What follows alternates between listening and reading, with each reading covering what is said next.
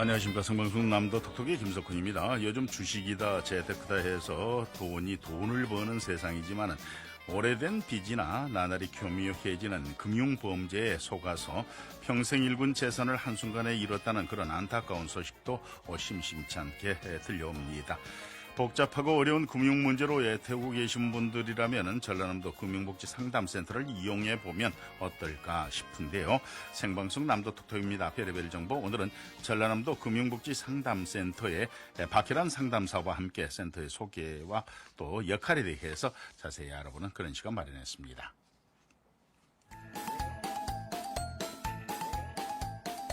재밌고 다양한 정보가 한가득. 별의별 정보.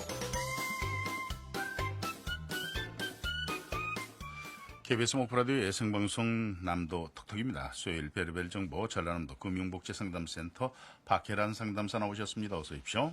네, 안녕하세요. 네. 전라남도 금융복지 상담센터 아시는 분들도 계시고요. 또 잘 모르시는 그런 분들도 계시고 그래서 계속해서 홍보활동을 좀 많이 하셔야 될 것 같고 네. 그러는데 청취자분들 중에 생소한 분들 그런 분들을 위해서 오늘은 쭉 소개도 좀 해주시고요. 네. 그랬으면 좋겠습니다. 먼저 센터가 지금 개소한 지 한 10여 년 네, 됐다고요, 됐습니다. 벌써? 네, 저희가 2016년도 5월 달에 개소를 했으니까요. 올해로 딱 10년이 채웠습니다.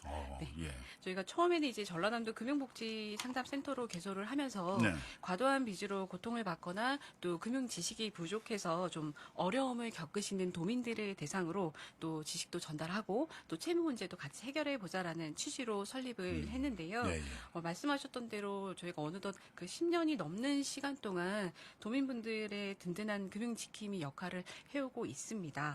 네. 저희가 이제 구체적으로 무슨 일을 하는지 많이들 궁금하실 텐데요. 가장 먼저는 그 감당하기 힘든 빚을 벼랑 끝으로 몰린 분들을 위해서 이 채무 상담을 통해서 좀 해결을 할 수 있도록 일단 상담을 하고. 상담을 해드리고요. 네. 여기에 더해서 취약계층 분들을 대상으로 저희가 재무 상담이나 금융 교육도 진행을 하고 있어서 사실은 가계 경제와 그 관련된 전반적인 금융을 모두 다 다루고 있다고 봐주시면 될 것 같아요. 네. 또 아무래도 아직 저희 센터가 평범한 일상을 사시는 분들보다는 정말 그 벼랑 끝에 지금 막 힘든 몰리신, 분들. 예. 지금 당장 힘드신 분들을 먼저 찾아가다 보니까 아직은 좀 모르시는 분들이 많으셔서 이번 방송을 통해서 좀 많이 더 알려드리고자 하게 되었습니다. 네. 사실 그래서 막막하죠.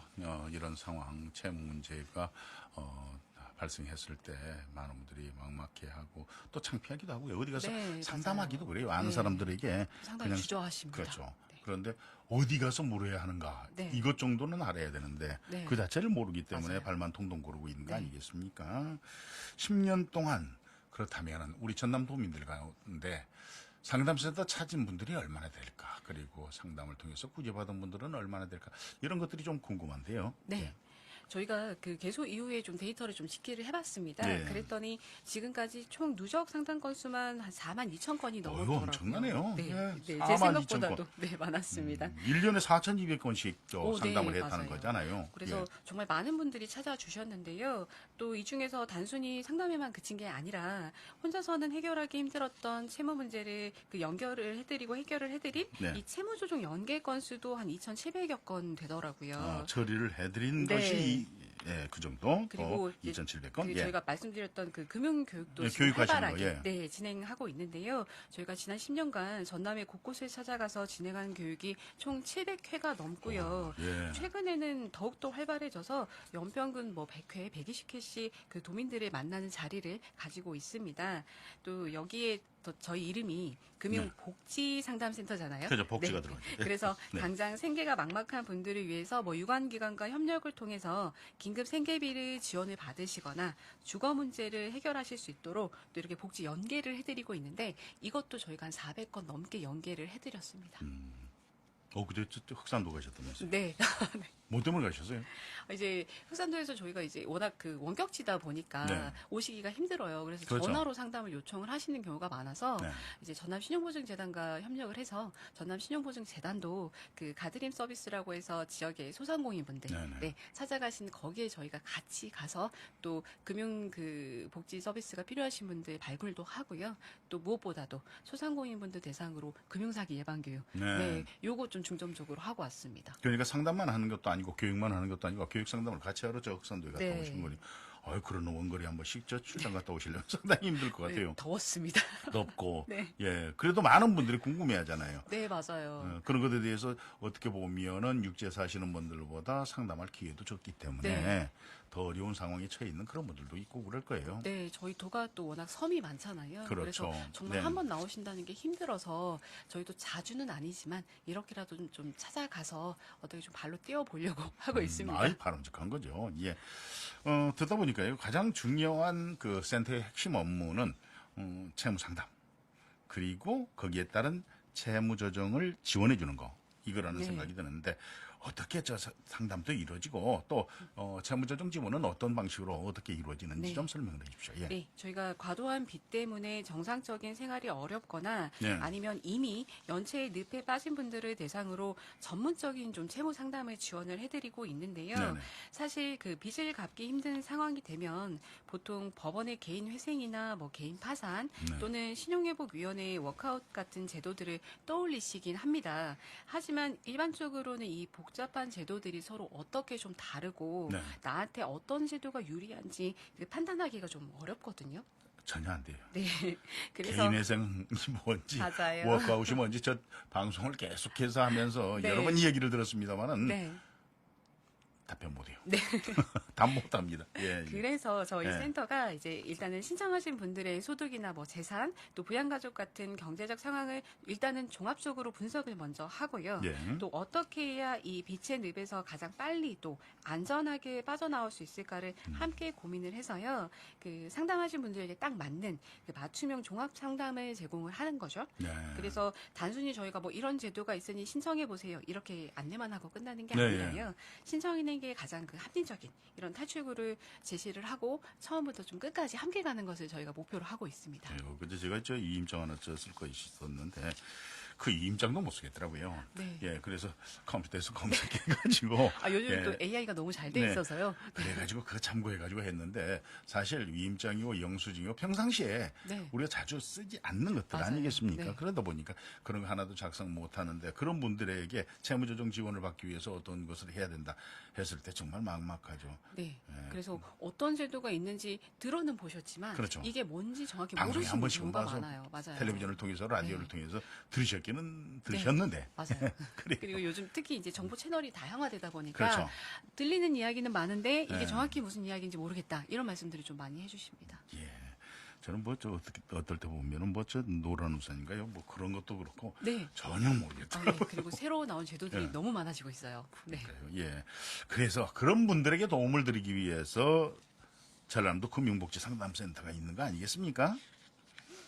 거기 네. 가서 그래서 도움을 하나하나 받으면 다시 재기를 할 수가 있고, 네. 네. 생활을 다시 영위할 수가 있고 그런 거죠. 네, 물론입니다. 이미 오랫동안 빚을 못 갚아서 네. 경제활동을 포기하신 분들부터요, 이제 막 연체 위기에 놓여 좀 불안하신 분들까지 금융과 관련한 문제가 있다면 일단은 저희 센터를 먼저 좀 찾아주셨으면 그래요. 좋겠습니다. 예. 오셔서 앞으로 어떻게 해야 할지 방향성부터 잡으시는 게 좀 중요하거든요. 사실 저희가 아무리 열심히 상담을 해드려도요, 네. 모든 상담이 곧바로 뭐 빚 탕감이나 면책 같은 이런 극적인 결과로 이어지는 것은 사실 아니거든요. 하지만 내가 처한 상황을 객관적으로 진단을 받고 앞으로 나아갈 길을 찾는 것, 예. 이 자체만으로도 좀 큰 힘이 되고요. 또 시작이 반이라는 말도 있지 않습니까? 그렇죠. 네. 네, 혼자 일단 시작을 해야죠. 네, 예. 혼자서 이제 끙끙 앓던 문제를 밖으로 꺼내놓는 것부터가 좀 해결의 시작이 될 수가 있고요. 또 저희도 단순히 제도를 소개해드린 데 그치지 않고 네.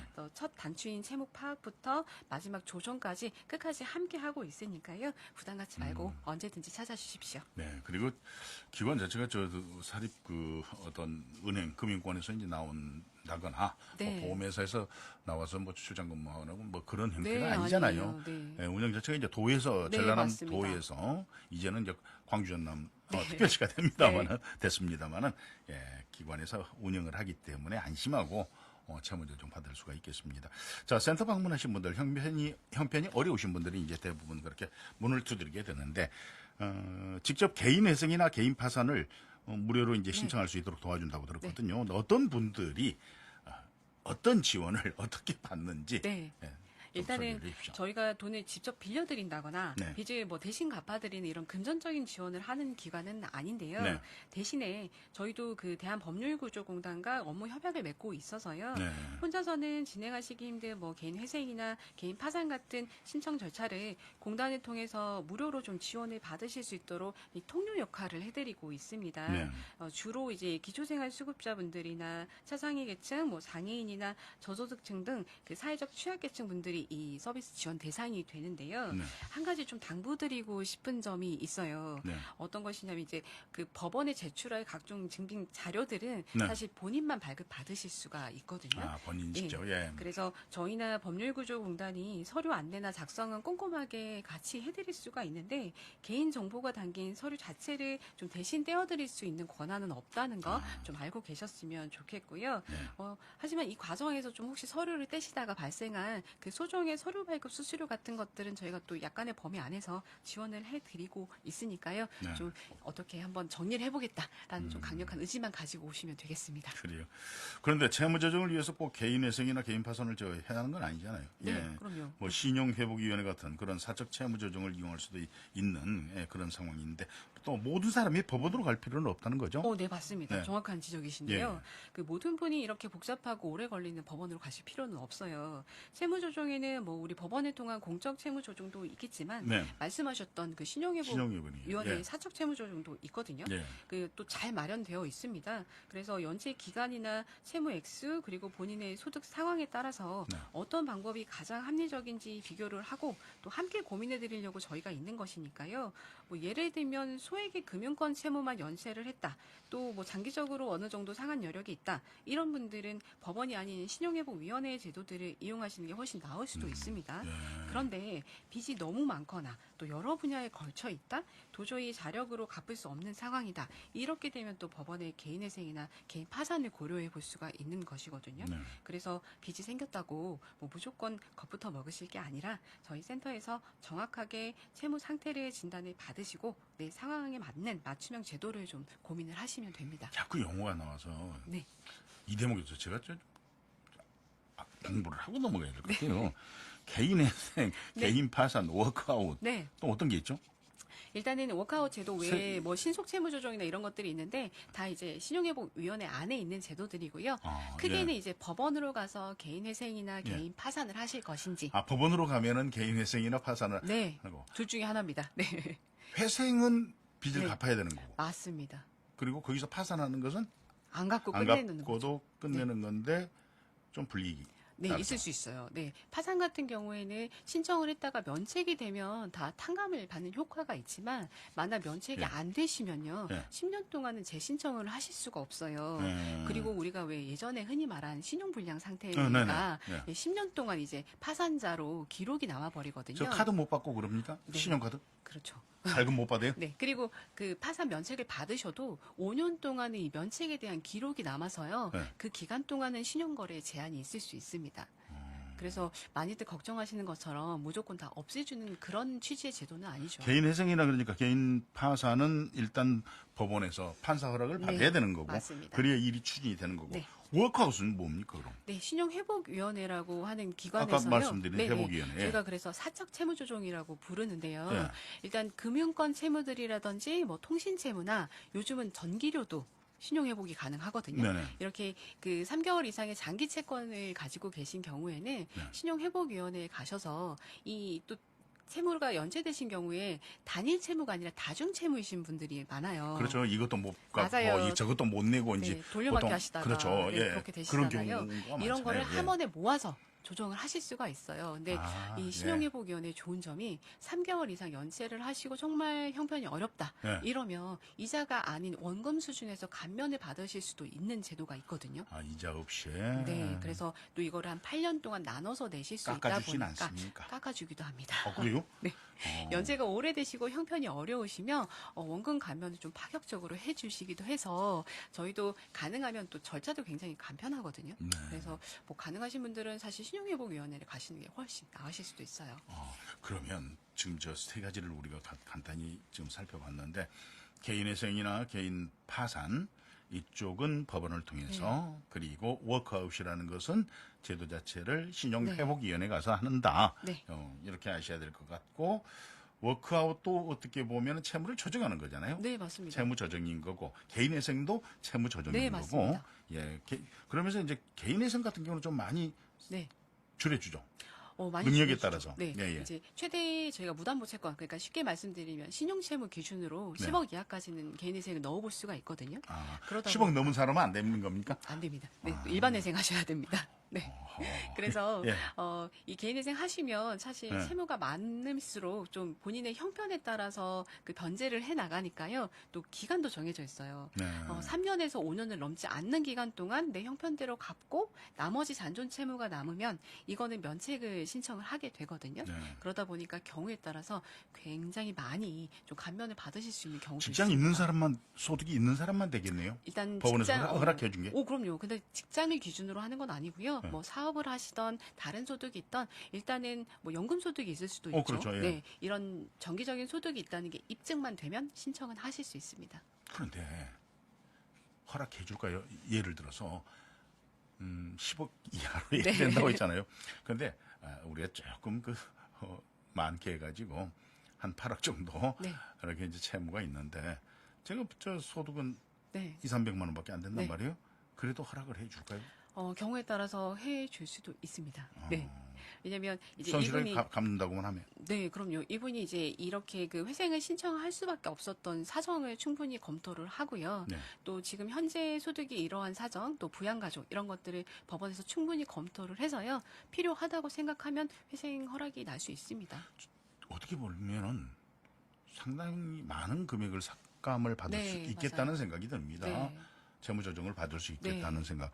방금 전에 말씀하신 것처럼 가족이 있다면 네, 그 생계비 그건 또 공제를 해야 될 거 아니에요. 맞아요. 네. 제외하고 네. 나머지로 채무를 갚는. 맞습니다. 그래서 예를 들면 저희가 이제 자활급여 근로를 하시는 분들의 예, 그런 소득이- 경우도 있죠. 예. 예, 자활 근로의 소득 같은 경우에는 우리가 그 최저임금에 적용을 받지 않기 때문에 네. 사실 급여가 아직도 140이나 얼마 안 150 되죠. 정도 예. 될 수 있어요. 네. 그러면 우리가 법원에서 정한 지금 올해 2026년에 1인 가구의 생계비 기준이 최저생급이 예. 185만 원 정도 되거든요. 예. 여기에도 미치지 못하잖아요. 네. 사실 이런 분들은 이렇게 되면 회생을 할 여력도 없는 거죠. 네. 이런 경우에는 저희가 좀 파산도 고려를 하고 있어요.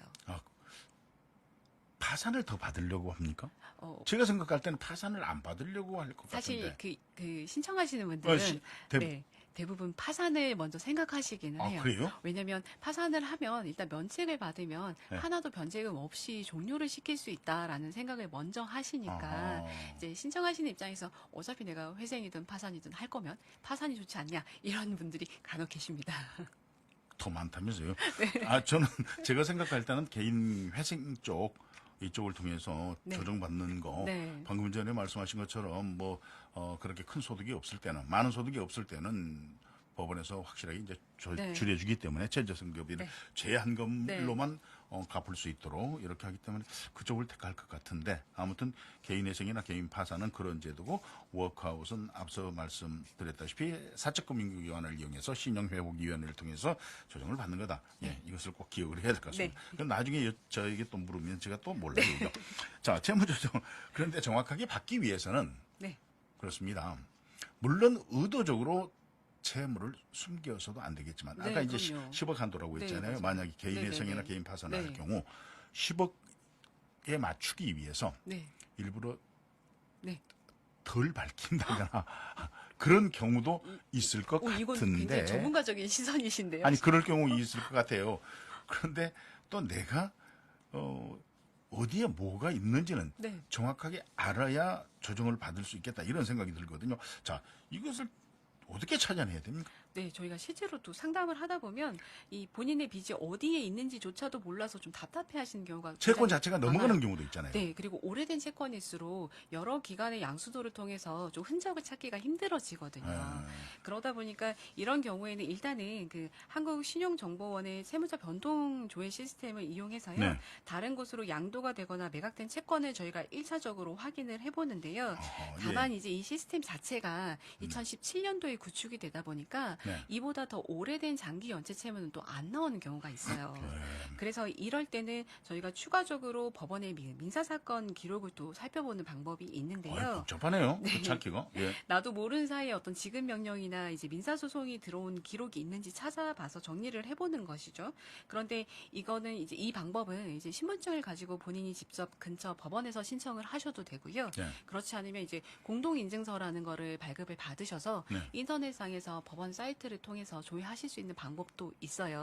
그런데 예. 어쨌건 일반적인 분들 입장에서는 어렵죠. 어떤 방법이든지. 그래서 이 채무를 찾는 것부터 저희 센터에 오시면 좀 저희가 어느 정도 도와드릴 수 있습니다. 센터 갈 때 각종 서류들 준비해 갖고 찾아가야 됩니까? 아니면 그냥 가도 됩니까? 일단은 신분증은 꼭 가지고 본인께서 신분증은 가지고 가야겠죠. 와주셔야 되고요. 예, 예. 앞서 말씀드렸던 것처럼 본인의 이제 숨은 채무나 정확한 빈 내역을 좀 확인해야 하는 경우들이 많으니까 이때 저희가 그 서류 조회나 공동 인증서 발급이 좀 필요할 수가 있거든요. 예. 이때 그 소정의 수수료가 약간 들어갈 수 있습니다. 네네. 또 한 가지 더 보태자면 혹시 과거에 집으로 날아왔던 뭐 채권의 독촉장이나 네. 우편물 혹은 법원의 송달 문서를 가지고 계시다면 이런 것들을 가지고 오시면 상담할 때 굉장히 많은 도움이 됩니다. 그런데 참 어려운 문제잖아요. 어떻게 보면은 나의 치부를 이렇게 드러내는 그런 거기 때문에 숨기시는 분들도 많이 있고 하나하나 말씀하시면서도 정확하게 말씀하지 않는 네. 그런 분들도 계시고 그럴 텐데 네. 상담하면서 가장 큰 애로사항은 어떤 겁니까? 많죠. 말씀하셨던 많아요. 것부터. 네. 네.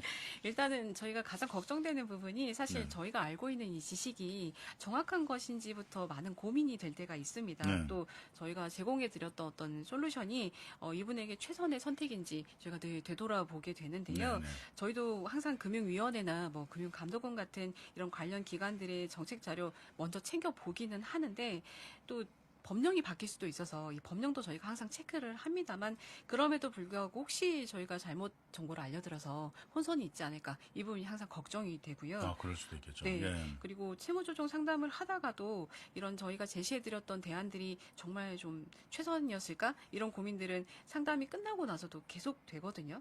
최종 선택이야 물론 본인들께서 직접 하시지만 이런 선택을 하시기 위해 저희가 최적의 정보를 제공했나 이런 자기 검열을 계속 하게 된달까요? 그리고 어떤 직업이든 마찬가지겠지만 결국은 저희가 공부를 계속 해야 된다는 거. 네. 그리고 새로운 사실을 늘 숙지를 하고 있어야 된다는 거. 이게 좀 직업적인 부담이 좀 있습니다. 저희들도 저 말 공부 계속 해야 돼요. 평생 해야 돼요. 그러니까요. 자, 지금 정부에서 그 장기 연체자들의 회생을 지원하기 위한 정책들을 마련하고서 또 그 불필요한 추심보다는 채무 정리를 지원하는 방법 이런 쪽을 모색하고 있는 걸로 지금 알고 있습니다. 관련해서 현장에서 체감하시는 그런 부분이 있다면 어떤 것이 있는지 좀 궁금하고 상담 신청이 늘거나 실제 채무를 면책받으시거나 한 사례들을 좀 보셨는지 그런 것도 좀 정리를 해주십시오. 네, 작년에 그 세도약 기금이 출범한 이래 이런 기조가 좀 계속되고 있는 것 같아요. 세도약 기금이라는 거. 예. 그래서 저희가 실제 그 작년 여름에 세도약 기금 발표가 있었는데 이때 이 상담 신청이 저희 센터 평소 상담보다 한 3-4배 정도 폭증을 했었습니다. 예. 그래서 그런데 이제 실제 도입이 되고 나서는 이 진행하는 과정에서 뭐 상담이야 다시 평균 횟수로 돌아오긴 했는데 요즘도 좀 관련 문의가 자주 있어요. 일단은 이런 그 세도약 기금 출범 이후에도 지속적으로 채권 매입과 소각을 진행을 하고 있고요. 저희도 말씀하신 것처럼 상담을 하다가 실제로 이렇게 세도약 기금에 양도가 된 채권들도 발견을 하고요. 또 운이 좋게 이렇게 형편이 안 돼서 소각을 소각 처리된 채권들도 많이 발견을 하고 있습니다. 이렇게 전반적인 분위기가 장기 연체로 경제 활동에서 소외된 채무자들에게 뭐 재기리 기회를 주자는 쪽으로 가고 있는 것 같아서 또 어떤 제도들이 시행될지 저희도 관심 있게 지켜보고 있습니다. 그런데 상담하다 보면은요, 갚을 능력이 되는데 네. 조금만 열심히 하면은 개인 회생이라든가 개인 뭐 파산이라든가 워크아웃이라든가 이런 것들을 신청하지 않고도 열심히 살아갈 수 있는 그런 분인데도 이걸 신청한다 했을 때는 조금 상담하시기가 불편하시지 않을까? 저희가 전혀 없다고는 말씀드릴 수 없겠습니다만, 네, 이 부분도 저희가 이제 현장에서 상담을 할 때 좀 많이 부딪히는 고민 중 하나거든요. 그러니까요. 예. 네, 열심히 성실하게 빚을 갚아온 사람들은 뭐가 되냐. 그렇죠. 예. 결국 빚을 안 갚아도 된다는 어떤 신호를 주는 것 아니냐. 이런 도덕적 해이 논란이 항상 따라다니고 그래요. 있습니다. 예. 네. 하지만 저희가 실제로 현장에서 만나는 분들은 네. 대부분 뭐 게으르거나 나태해져 빚을 일부러 안 갚은 그런 분들은 아니었거든요. 네. 뭐 IMF부터 위기 때마다 생겨난 그런 그 불행으로 사업의 실패나 네. 갑작스러운 사고나 질병, 뭐 혹은 또 사기 피해도 있었고요. 또 개인 이렇게. 사업 하시는 분들 보면은 네. 저 우리 여기 조그마한 가게 하시고 하신 분들은 네. 얼마나 어렵습니까? 그럼요. 계속해서 어려운 상황이 반복되다 보면은 네. 결국 채무조정 할 수밖에 없잖아요. 네. 그리고 당장 네. 저희가 코로나를 벗어난 지도 얼마 그렇죠. 예. 되지 코로나 때도 않았잖아요. 얼마나 네. 힘들었어요. 소상공인들. 예. 이렇게 뜻하지 않은 위기를 겪으면서 벼랑 끝으로 몰린 분들이 사실은 훨씬 더 많거든요. 네. 그래서 이분들을 방치하면 또 어떻게 되느냐 생각해 보면 이렇게 제도권 금융 밖으로 밀려나면 이제 불법 사채의 늪에 빠지기도 하고요. 네. 또 비극적인 상황에 몰리기도 하죠. 결국은 사회 전체로 봤을 때는 오히려 더 큰 비용과 손실을 치르게 될 수 그래서 있거든요. 이제 국가에서 이렇게 나서서 채무조정을 하고 하는 거 아니겠습니까? 네, 그럼요. 네. 채무조정 제도가 빚을 그냥 무조건 탕감해주는 어떤 특혜가 아니라요. 네. 벼랑 끝에 던 사람이 다시 일어설 수 있도록 최소한의 기회를 주자는 것이고요. 또 이를 통해서 다시 성실한 경제 주체로 사회에 복귀하게 만드는 것이 장기적으로는 우리 사회 전체의 건강을 좀 지키는 길이 아닐까 생각합니다. 그래요. 예. 많은 분들하고 상담하시면서 어떨 때는 정말 도덕적인 말씀하셨습니다만 그런 문제 때문에 고민도 많이 하시고 불편한 마음도 있고 그러실 텐데 그래도 또 그분들에게 어떤 마음의 등불이 돼 주시는 그런 곳이 바로 또 우리 센터 아니겠습니까? 네. 오늘 말씀 잘 들었습니다. 고맙습니다. 네, 감사합니다. 네, 지금까지 전남 금융복지상담센터의 박혜란 상담사와 함께 했습니다.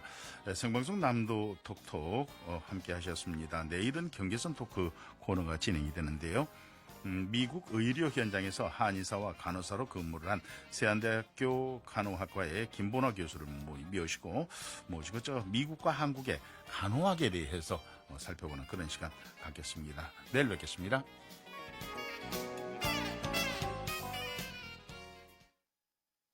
가장 공영적이고 믿을 수 있는 라디오 채널을